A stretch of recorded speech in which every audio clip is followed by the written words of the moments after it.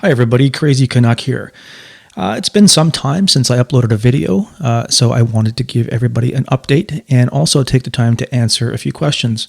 So here are my top 10 questions that I have received from people in response to my YouTube videos on the subject of Benzo Detox.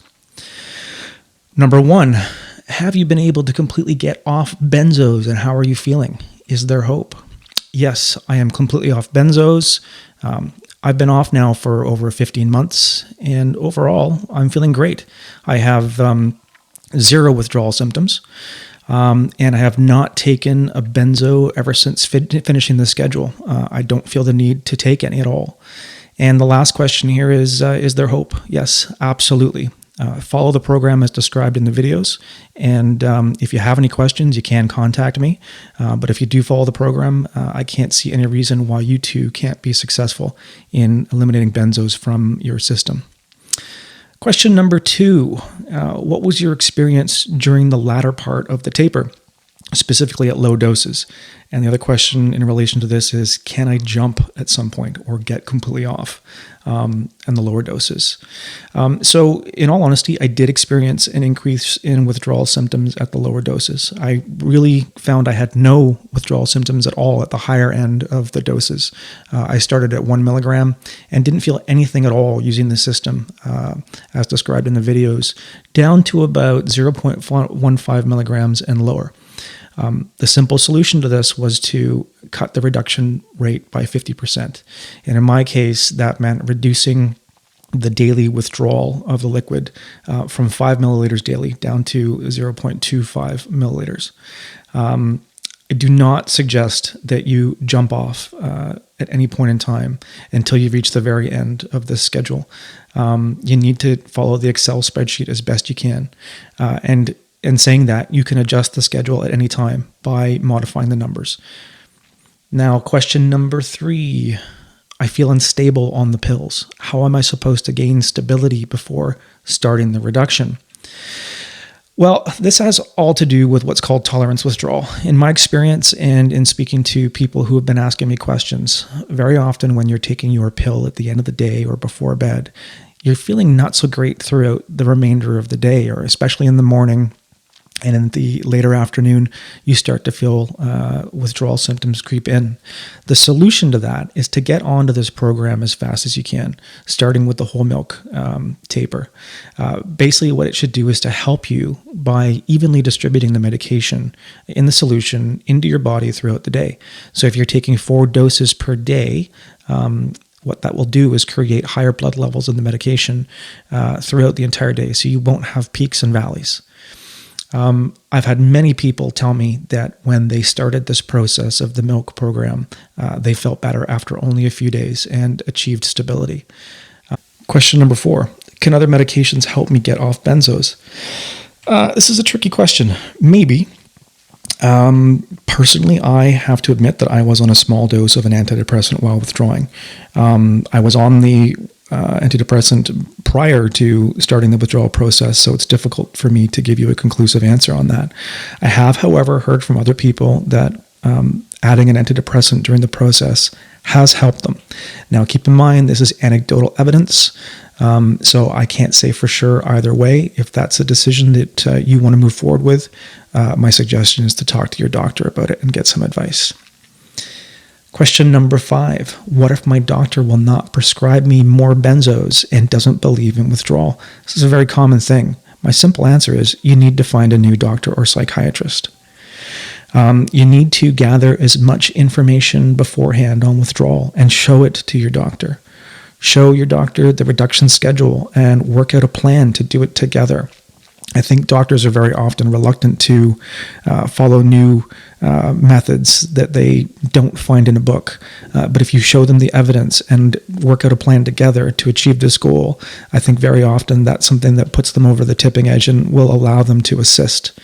The other thing you want to do is to look up or Google Dr. Ashton. There's a lot of links on the internet along with a pre-written letter from Dr. Ashton that she advises you to bring to your doc. So hopefully that is of some help to you. Question number 6. How long will this take me? The spreadsheet looks like it's going to take me a very long time. Time to completion is going to vary from person to person. There's so many factors involved. What your current dose is, if you're at a high dose, say 2 or even as high as 3 milligrams of clonazepam, Klonopin per day, or other medications. And another factor is your body's ability to adapt. We're all very different. There's also external factors.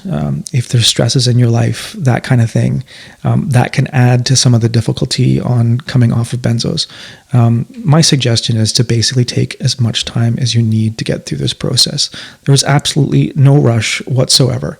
And in my personal case, it took me almost 2 years to go from 1 milligram of clonazepam to 0. So I said it in one of the previous videos, your mileage may vary. Okay, question number 7. Shaking the mixture and bubbles, do they really matter?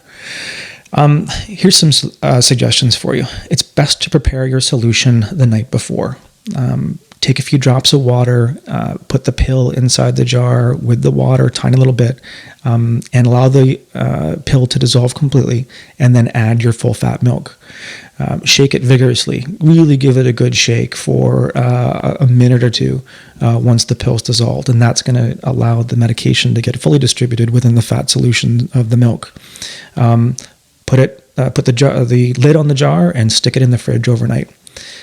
Next morning, pull the jar out of the fridge and give it a gentle shake, or more of a roll, a swish back and forth with the solution. Let it sit for a minute or two prior to pulling your reduction. Do the bubbles matter? Yes, they do. You want to try and minimize them as much as possible. If you end up with a lot of bubbles inside your syringe, it's going to throw off the accuracy of your withdrawal. So keep that in mind and just take your time with this process. Question number 8, where can I buy BD brand syringes? There's lots of places, Amazon.com, eBay. There's a lot of other online retailers.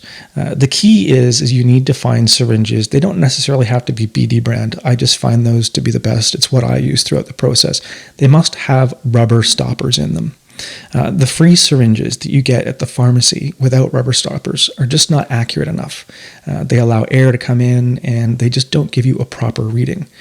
My suggestion is also to buy several syringes at once. Buy a few 60 mils, 10 mils, and 5 mils. These should be the only sizes you need to do the full reduction. Question number 9. This is a big one. Do I have to use milk? What about water? The answer is whole fat milk is the best medium to use here.